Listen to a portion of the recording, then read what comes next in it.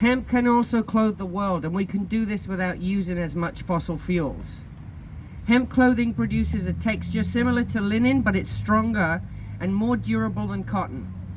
There is some evidence that hemp cloth allows the skin to breathe better than other materials do, including cotton. Because hemp has hollow fibers and cotton does not, hemp clothing can aid in the body in regulating its natural temperature. Right, ladies? Hemp bark contains based fibers that can be used to make pure hemp clothing products or blended with other fibers to make furnishings and other household products, unless you really stick to Leviticus. Cotton production is intensive as it requires high pesticide, herbicide, and fungicide use. It is then bleached to give it a uniform color. Hemp does not require these practices and therefore a healthier option to wear against your skin. Hemp fiber also has antimicrobial properties, making it useful not only in clothing, but also for wound dressings and bandages. Hemp fiber has always been popular in societies across the world due to its durability and the voracious growing nature of the plant. Hemp is many times more productive than cotton, and it cleans the soil. The plant also succumbs to fewer natural diseases when compared with cotton crops. According to a report by the Environmental Justice Foundation, $2 billion worth of chemicals are sprayed on the world's cotton every year, almost half of which is considered toxic enough to be classified as hazardous by the World Health Organization. Do we understand? Are we using chemicals to profit chemical companies when we could be growing hemp and clothing for our children with toxic-free fibers and toxic-free methods?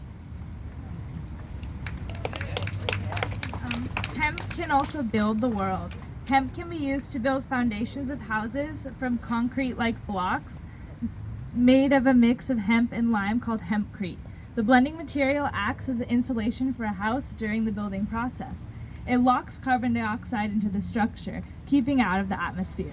In 2009 in the UK, the renewable house was made from a hemp lime base and boasts enough hemp to produce one house can be grown in just 14 weeks in 1 hectare of land.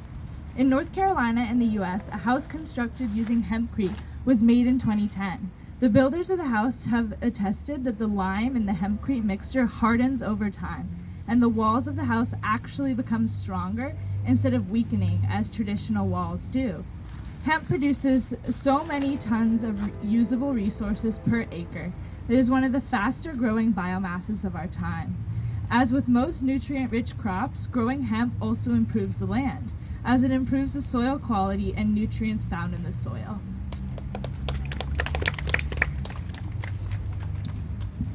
Hemp can also heal the world. Okay. Okay. With human reliance on fossil fuels and synthetic fibers comes mass deforestation for wood pulp agriculture. If a single crop can provide a solution to the environmental destruction for resources, it's certainly hemp. Hemp is a renewable natural resource that can be used to manufacture thousands of different products, and when the plant is harvested, almost all of it can be put to use. Also, more uses for the hemp plant are being discovered every day. Although growing any crop as a monocrop is not particularly good for local diversity, hemp is the most environmentally friendly option due to requiring significantly fewer pesticides and providing much larger yields per hectare when compared to other crops such as cotton. While allergies and immune system disorders are on the rise, hemp oil has anti-inflammatory properties and can provide essential nutrients for people on restricted diets or living in areas of the world where food is scarce. So, in summary, growing hemp is a powerful solution for a wide array of environmental problems on our planet. First, it locks CO2 away into long-lasting and durable buildings. 2, it reduces chemical use during the growing procedure. 3, it reduces emissions through importing hemp goods from China. 4, it reduces emissions by creating long-lasting reusable goods such as clothing and paper, and even by detoxifying nuclear waste as demonstrated in Chernobyl. 5, hemp for fuel replaces dangerous and costly nuclear power industries. 6, it reduces carbon emissions due to the less intensive farming methods required to grow it. And 7, hemp can also be made into a type of plastic which biodegrades much faster than oil-made plastic, thereby reducing our dependence on oil and its derivatives.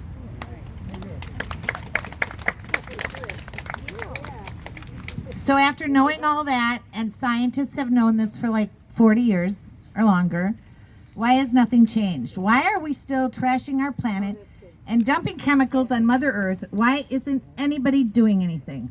Well, I'll tell you why, because we've had little first-hand experience in this industry lately. A new industry means new money. Someone played the long game. First, they outlawed it in favor of deforestation and fracking, and generations made money off of that. And in that 100 years, they decimated the middle class and moved all of the wealth to the top, like 3%, I think, now. So now they will declare this new industry, which isn't new at all, it was only outlawed 100 years ago, this new industry, they're going to declare it for themselves. That's exactly what's happening here in Merced County, and it's exactly where it's happening everywhere else. So essentially they said you can't have it, and now they're saying, oh, you can have it back, but you can't have it. Only rich, old, established guys get to have the industry. It's the nicest thing I can say. I use different words when I talk at home. Laws surrounding, this is from a 7-year-old article. Laws surrounding hemp cultivation that were made in the 1920s and 30s prevent most people now from making good use of this hardy and eco-friendly plant. Many countries, including the U.S., have strict laws dictating hemp production, which is theorized to have happened once the synthetic boom began, as competitors in the market encouraged people to rely on products made of wood pulp and synthetics. In other words, encouraged the consumer to do what is worse for the planet instead of what is right for the planet. So they encouraged us to use products that are less durable than hemp and that kill our coral reef and our animals. Hemp paper can be recycled many more times than paper made of wood pulp. And before paper made of wood pulp was in common use, people used to write with it. I think you guys all know this, that our framers of the Constitution grew hemp, and that in fact, it was a law during wartime that all of the farms had to grow some hemp. Growing hemp is actually a strong American thing to do, as it was once strongly encouraged in early American towns, and was even a legal requirement in a few of them. Our lawmakers are preserving this new, old industry for their crony friends. Our Merced County has decided that the minimum viable farm is 20 acres, and when they lift their ban on hemp growing, they are lifting it for the few people who could afford to bankroll their run for office. That's what's happening now. And you need to write letters, make phone calls, and let the sheriff, who makes the laws around these parts, and the county board of supervisors, who take their orders from the sheriff, that we're not okay with that. We're not okay with bans on hemp growing. We're not okay with hemp businesses being in the hands of a few rich white guys. No one asks anymore, where's the beef? We can smell it. We have to start asking, where's the hemp?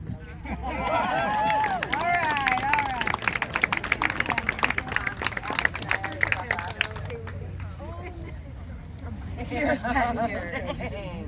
So, like, we'll try, and then you girls do. You sound awful today. We're going to start with All About His Face, which is the second one, because he warms us up.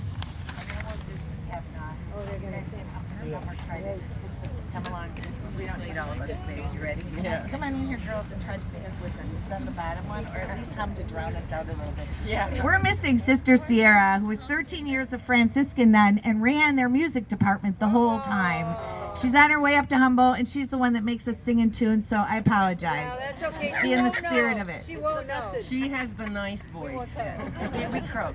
Okay, here we go. 5, 6, 7, 8. You know he's all about his bass, no feelings. He's all about his bass and his own self-dealings. He's all about his bass, appealing to only just his bass, Yeah, it's pretty clear who this schmuck's talking to, and I can guarantee it's not to me or you. Whatever happens, he's got just one response. He says what they think to get what he wants.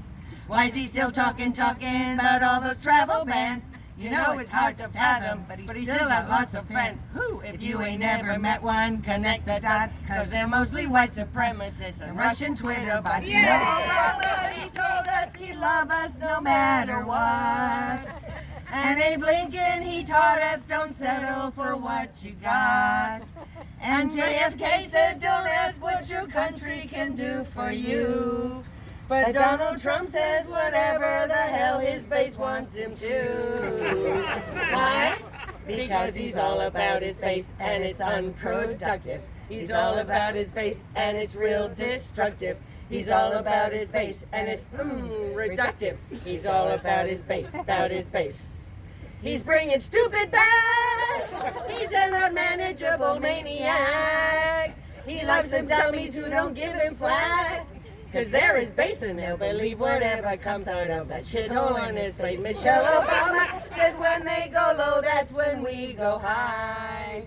But if we get any higher, we're scared we might touch the sky. And though he's quick to take credit for fixing the stuff he broke, you know that most of the country still thinks he's a great big joke. Randy Rainbow.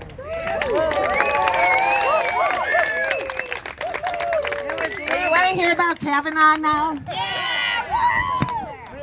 We don't know by heart yet, but we're working on it.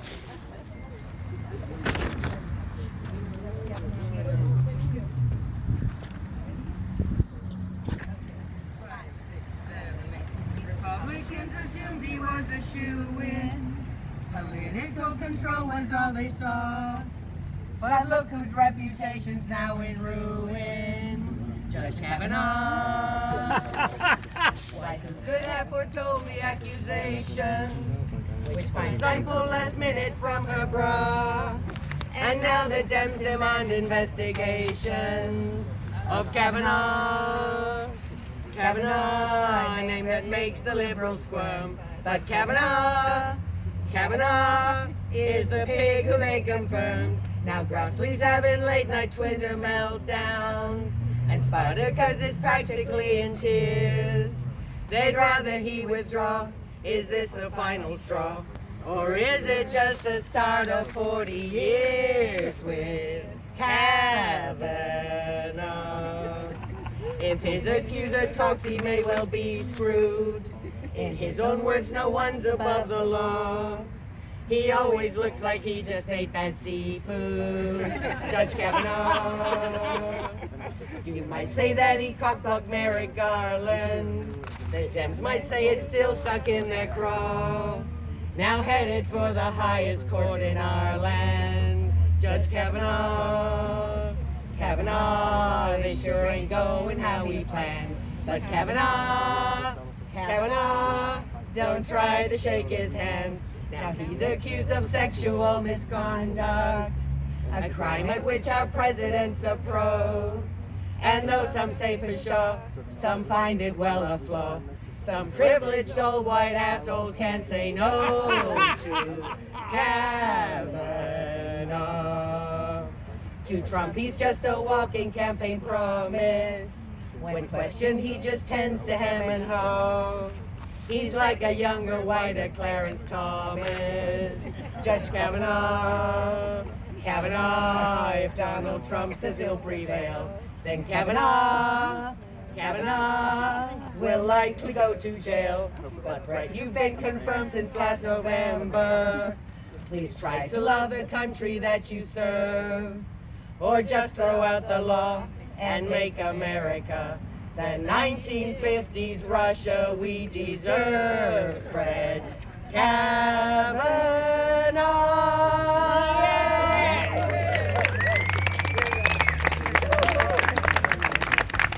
Thank you all for coming.